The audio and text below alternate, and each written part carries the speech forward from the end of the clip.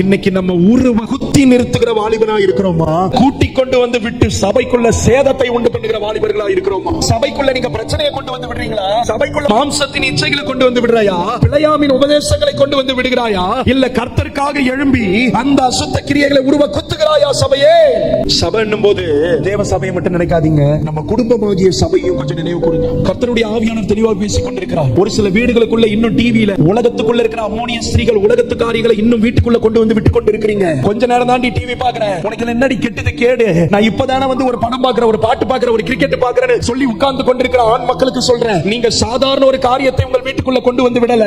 ஆண்டவர் அருவருக்கிற பிழையாமின் உபதேசத்தை சார்ந்த மோவாபிய அம்மோனிய அந்நிய காரியங்களை வீட்டுக்குள்ள கொண்டு வந்து விட்டு கொண்டிருக்கிறீங்க. அது நிமித்தம் விளைகிறது வேற எதுவுமே இல்ல, வேதனையும் சாபமும் ஆசீர்வாத இழப்புகளும் தான். ஆண்டவர் தெளிவாக எச்சரித்துக் கொண்டிருக்கிறார். அம்மா சும்மா இருக்கிறீங்க, நிறைய நேரம் இருக்குது, உட்கார்ந்து சீரியல் பாக்குறீங்களா? வேணாம். சினிமா பாக்குறீங்களா? வேணாம். பக்கத்து வீட்டுல உட்கார்ந்து ஊர்க்கதை பேசுறீங்களா? வேணாம். வீட்டுக்குள்ள உட்கார்ந்து கலகம் மூட்டி கொண்டிருக்கிறீங்களா? வேணாம். கர்த்தருடைய வார்த்தையை பேசுங்க. கர்த்தருடைய இருபுறமும் கருக்குள்ள பட்டயமாகிய வசனத்தை பிடிங்க. உங்க ஜெபம் என்கிற ஈட்டியை உயர்த்தி பிடிங்க, கருக்காக்குங்க.